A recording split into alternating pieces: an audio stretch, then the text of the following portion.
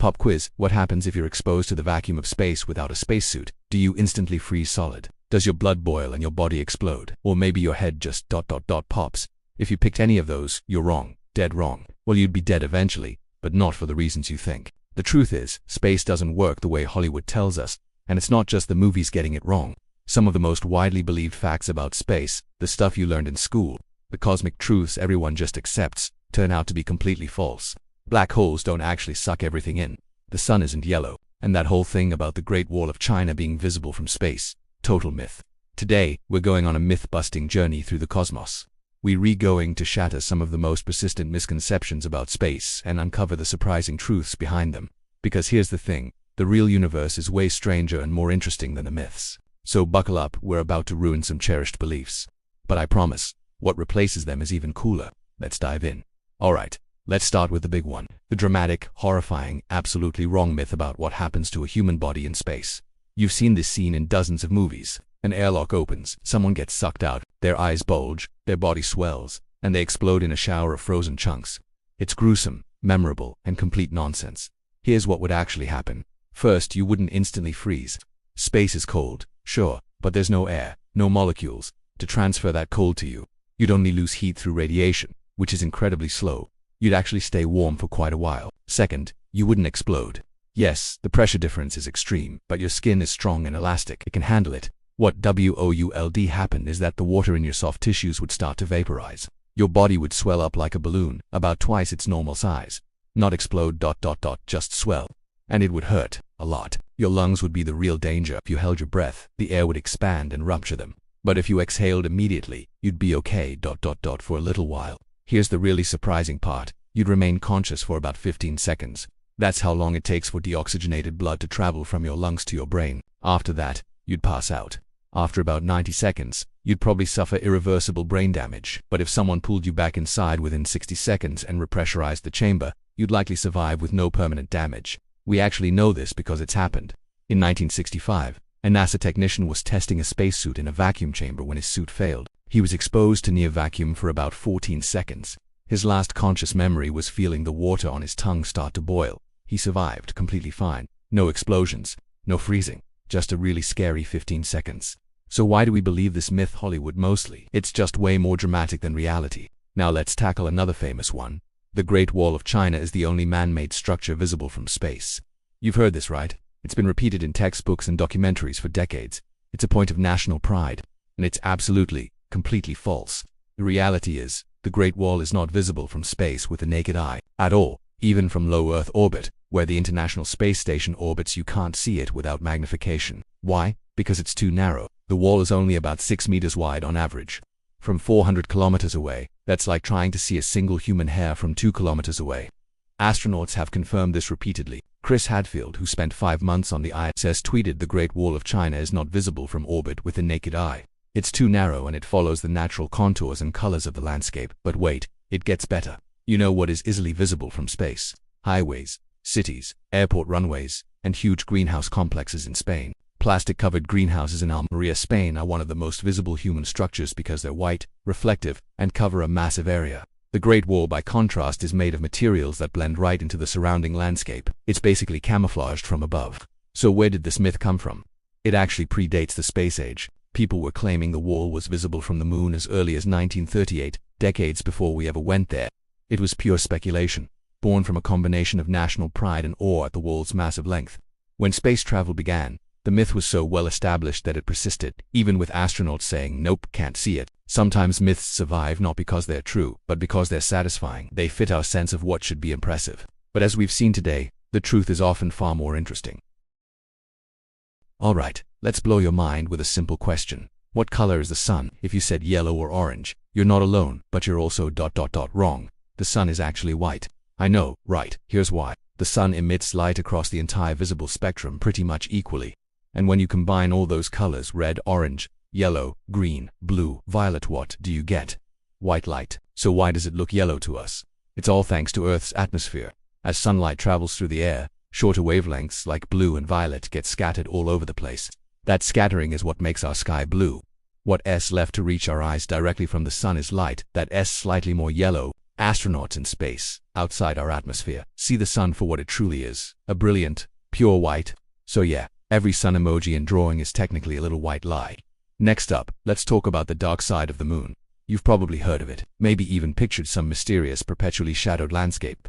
While the truth is, there is no permanent dark side of the moon. There is a asterisk far side asterisk, the side we see and not see from Earth, because the moon is tidally locked with us, but it gets just as much sunlight as the side we see. Think about it, as the moon orbits Earth, different parts face the sun.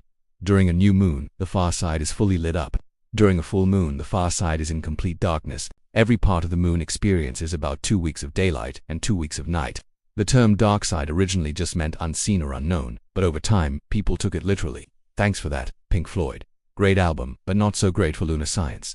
Finally, let's tackle the ultimate cosmic monster, the black hole. Popular culture paints them as ravenous vacuum cleaners of the universe, sucking everything in, but that's not how they work. Black holes don't suck. Their gravity is incredibly strong, yes, but only because a huge amount of mass is squeezed into a tiny space. If our sun magically turned into a black hole of the same mass right now, Earth would just keep orbiting it like nothing happened. We'd freeze, sure, but our orbit would be stable. The gravitational pull at a distance is the same. The danger zone is the event horizon, the point of no return. But for a sun-sized black hole, that's a surprisingly small area. You have to get really, really close to be in trouble. From a safe distance, a black hole is just another massive object following the normal rules of gravity. They aren't cosmic vacuums, they're just super dense, and their reputation is way more dramatic than the reality. Here's another big misconception you might have. Space is empty. It's just a vacuum, with nothing in it. Well, that's wrong. Space is actually full of stuff. Yes, space is a vacuum in the sense that it has very low pressure, but it is not empty, not even close. First, there's gas. Even in the vast emptiness between stars, you'll find about 1 atom per cubic centimeter. That might not sound like much, but when you consider the immense size of space, it really adds up. Entire nebulae, those beautiful cosmic clouds, are made of this diffuse gas. Second, there's dust. Tiny little particles of rock, ice, and even organic molecules are just floating around out there. This dust is super important. It can clump together to form planets, or it can be so thick that it blocks our view of distant stars. Third, there's radiation. Think of cosmic rays, electromagnetic radiation, and a constant stream of particles from the sun. Space is literally flooded with energy, zipping around everywhere. Fourth, and this is where it gets really weird, there's dark matter and dark energy. We can't see them directly, we can't touch them, but they make up about 95% of the entire universe's mass and energy. The normal matter we can see and interact with, like stars, planets, and us, that's only 5%. Dark matter provides the gravitational glue that holds galaxies together, and dark energy is the mysterious force that's causing the expansion of the universe to speed up. We don't know what they are, but they're definitely there, filling up space. And finally, even empty space isn't truly empty. According to quantum mechanics, quantum fields permeate all of space, and virtual particles are constantly popping in and out of existence. So the vacuum of space is more like a seething quantum foam of activity. So, when we say space is empty, what we really mean is that it has far fewer atoms and molecules than Earth's atmosphere. But calling it empty is like calling the ocean a desert just because there's no land. Space is one of the fullest places in existence. It's just full of things we can't easily see. Now, let's talk about something we can see. Meteor showers. Those beautiful displays where shooting stars streak across the sky. Pop culture might make you think meteor showers are dangerous, with astronauts dodging space rocks and satellites getting blasted. But that's not really the case. Meteor showers happen when Earth passes through the trail of debris left by a comet. These tiny particles, called meteoroids, are usually just the size of a grain of sand or a small pebble. When they hit our atmosphere at incredible speeds, they burn up from friction, creating the bright streaks we call meteors or shooting stars. The key thing to remember is that they burn up high in the atmosphere, about 80 to 120 kilometers up. That's long before they could ever hit the ground or even an airplane. The International Space Station orbits at around 400 kilometers, well above where most meteors burn up. And even if a meteoroid made it that high, space is just so incredibly vast. The chances of it actually hitting the ISS are astronomically small. During the most intense meteor showers, like the Perseids, you might see a meteor every minute. That sounds like a lot, but you're looking at a huge area of the sky. The actual density of these particles is super low. It's like standing in a football stadium and worrying about being hit by one of 100 grains of rice thrown randomly. It's possible, but extremely unlikely. Now, have satellites ever been damaged by micrometeorites? Yes, very rarely. But satellites are built to withstand these small impacts. The real danger from space debris isn't natural. It's the junk we've put up there, old satellites, spent rocket stages, and fragments from collisions. Human-made space junk is a much bigger threat than any meteor shower. So, the next time you see a meteor shower, just relax and enjoy the beautiful cosmic light show. It's not a deadly bombardment, it's just a reminder of the amazing and dynamic universe we live in. Finally, let's tackle the biggest myth of all. Nothing can travel faster than light. This one's tricky because it's mostly true. Einstein's theory of special relativity says no object with mass can accelerate past the speed of light. As you get closer, your mass effectively increases, requiring infinite energy. So, no, your spaceship can't break the light barrier, but the universe loves loopholes. First, the expansion of space itself. Galaxies at the edge of the observable universe are moving away from us faster than light.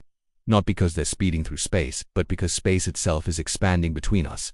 Imagine dots on a balloon. As you inflate it, the dots move apart not by moving across the surface, but because the surface itself is stretching. That's what's happening with distant galaxies. Second, quantum entanglement. When two particles are linked, measuring one instantly affects the other, no matter the distance. Einstein called it spooky action at a distance. It seems faster than light, but you can't actually use it to send a message. So, no information is technically traveling faster than light. Third, theoretical ideas like warp drives, the Alcubierre drive for example, would contract space in front of a ship and expand it behind. The ship itself wouldn't break the light speed limit, but it would ride a wave of space-time to arrive at its destination faster than light could. The catch: it requires exotic matter with negative mass that probably doesn't exist, and an insane amount of energy. So, not happening soon, but it shows how physics has nuances. Alright, let's wrap this up. We've just busted some of the biggest myths about space. You don't explode in a vacuum. The Great Wall is invisible from the moon. The sun is white. The moon has a far side, not a dark side.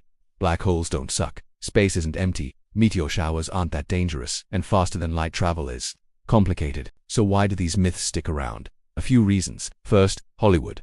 Movies need drama. Explosive decompression is way scarier than slowly freezing. Second, we simplify things. It is easier for a teacher to say nothing is faster than light than to explain all the weird exceptions. And third, we tend to believe what fits our view of the world. The sun looks yellow, so we assume it is. But here's the best part. The truth is usually way more interesting than the myths. A white sun teaches us about our atmosphere. The far side of the moon tells a story about the solar system's violent past. Black holes slowly evaporating through Hawking radiation. That's way cooler than a simple cosmic vacuum cleaner. Reality is strange enough. The universe has neutron stars spinning hundreds of times a second, planets made of diamond, and clouds of alcohol floating in space. We don't need to make things up. We just need to look at what's actually out there. So, the next time you hear a fact about space that sounds a little too perfect, question it. Look it up. The universe is weird, but it's weird in specific, fascinating, scientifically explainable ways. And honestly, that's so much better than fiction. Now I want to hear from you. What space myth did you believe before watching this? What surprised you the most? And what other cosmic misconceptions should we tackle next time? Drop your thoughts in the comments below. If you enjoyed this myth-busting journey, hit that subscribe button. We're going to keep exploring the universe, separating fact from fiction, and discovering that reality is always stranger than we think. Thanks for watching, and remember, space doesn't care about our myths, it just keeps being awesome. I'll see you in the next one.